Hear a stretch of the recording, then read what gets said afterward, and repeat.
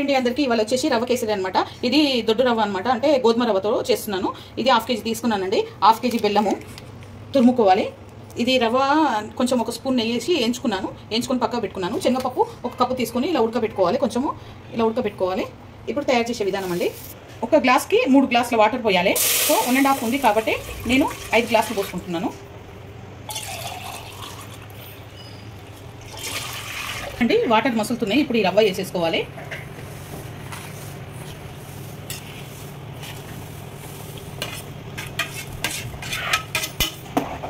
రవ్వ మొత్తం వేసేసుకొని కలుపుకోవాలి. ఇప్పుడు బెల్లం కూడా వేసేసుకోవాలి.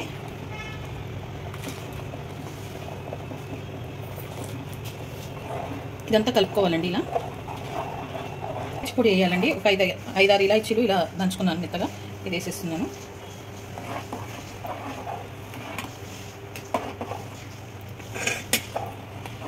వేసేసుకొని బాగా కలుపుకోవాలి. ఇది కొంచెం ఉడకాలి. లీటర్ పాలు పోసుకుంటున్నానండి. 1/2 లీటర్ పాలు పోసుకొని బాగా కలుపుకోవాలన్నమాట.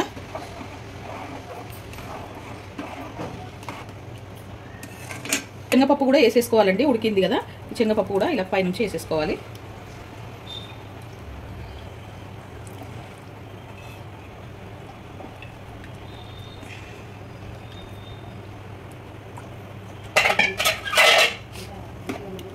బాగా కలుపుకోవాలి.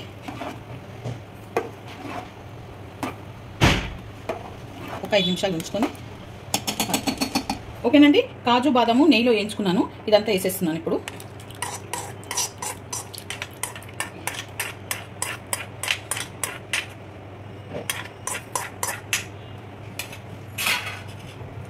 ఇదంతా కలుపుకోవాలి ఒకసారి బాగా కిందికి మీదికి.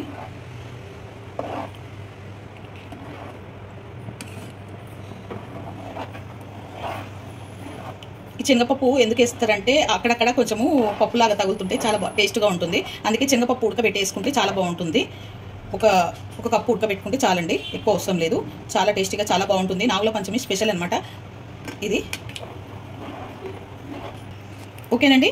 పాశం రెడీ అయిపోయింది. కేసరి అంటారు, పాశం అంటారు, ఏదైనా అనండి. చాలా టేస్టీగా చాలా బాగుంటుంది ఇది. ఓకేనండి. పాశం రెడీ అయిపోయింది. ఈ వీడియో కనుక నచ్చితే లైక్ చేయండి, షేర్ చేయండి, కామెంట్ చేయండి, సబ్స్క్రైబ్ చేయండి. చాలా బాగుంటుంది. మీరు కూడా ట్రై చేయండి. ఇది గోధుమ రవ్వ పాశం అండి. చాలా టేస్టీగా ఉంటుంది. ట్రై చేయండి ఇంట్లో. ఇది నాగుల పంచమి స్పెషల్ అనమాట.